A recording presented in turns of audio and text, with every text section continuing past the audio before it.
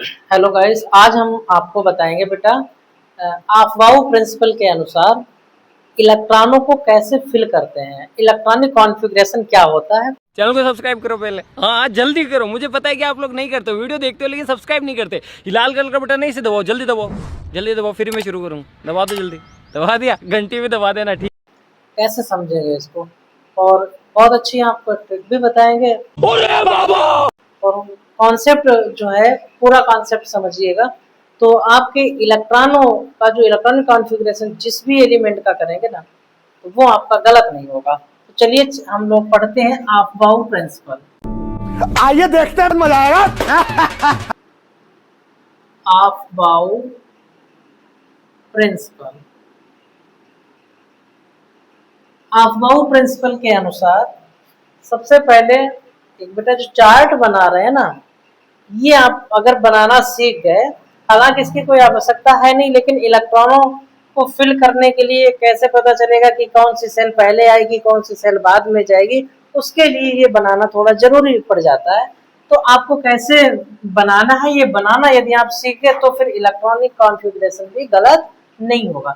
चलिए चेक करते हैं। सबसे पहले बेटा बनाते हैं 1s, उसके बाद 2s 2p, फिर बेटा 3s 3p 3d, उसके बाद 4s 4p 4d 4f, फिर 5s 5p और 5d 5d के बाद 5f, फिर 6s 6p और 6d, उसके बाद बेटा 7s और 7p। अगर आप ये बनाना सीख गए तो फिर जो इलेक्ट्रॉनिक कॉन्फ़िगरेशन करेंगे वो गलत नहीं होगा। अरे कहना क्या चाहते हो? सबसे पहले जब आपने इतना लिख लिया, लिखने के बाद सबसे पहले इलेक्ट्रॉन देखिए, अब इलेक्ट्रॉनों को कैसे भरेंगे वो चीज समझिए। तो सबसे पहले इलेक्ट्रॉन जाएगा 1s में, 1s के बाद सीधा फिर जाएगा बेटा 2s में, 2s के बाद फिर जाएगा 2p में, 2p के बाद चला जाएगा 3s में, और 3s से इलेक्ट्रॉन फिर पीछे आएगा 3p में जाएगा, 3p के बाद 4s में चला जाएगा। 4s के बाद बेटा ये डॉटेड लाइन ये शो करती है कि इलेक्ट्रॉन इसके बाद आ जाएगा कहाँ। 4s के बाद इलेक्ट्रॉन जाएगा 3d में, 3d के बाद 4p में, और 4p के बाद जाएगा 5s में जाएगा, और 5s के बाद बेटा इलेक्ट्रॉन सीधा जंप करके जाएगा 4d में, 4d के बाद 5p में, और 5p के बाद 6s में चला जाएगा। 6s से इलेक्ट्रॉन फिर आपका जाएगा ये 4f में, 4f के बाद 5d में, 5d के बाद 6p में, और 6p के बाद 7s में जाएगा। और 7s के बाद इलेक्ट्रॉन कहाँ जाएगा, 7s के बाद इलेक्ट्रॉन जाएगा 5p में, सॉरी 5f में, और 5f के बाद 6d में, 6d के बाद 7p में। तो यदि आप ये बनाना सीख गए, पहले आपने जैसे हमने लिखा है पहले आप लिख लो, उसके बाद इलेक्ट्रॉनों को जो एरो बने हैं, एरो ये शो करते हैं कि इलेक्ट्रॉन पहले 1s में, उसके बाद 2s में, फिर 2p 3s, इस तरीके से इलेक्ट्रॉनों को फिल करना है।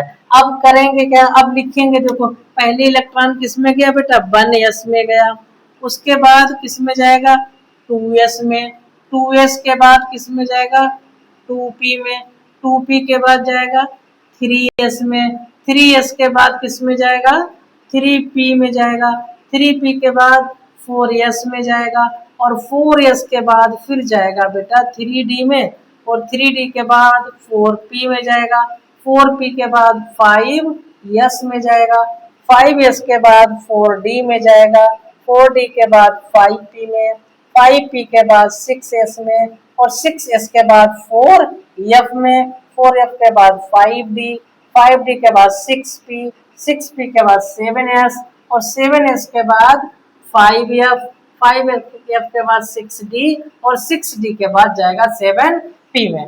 हालांकि इतनी आपको आवश्यकता पड़ेगी नहीं, ज्यादातर आपको 30 तक, एटॉमिक नंबर 30 तक जो इलेक्ट्रॉनिक कॉन्फ़िगरेशन है वो ज्यादा से ज्यादा करवाए जाते हैं। उसके बाद यदि आवश्यकता पड़ती है ना तो उसके लिए आपके पास सीरीज है, इसके अनुसार आप कर सकते हैं। और अभी तो रुको, क्लाइमैक्स अभी बाकी है।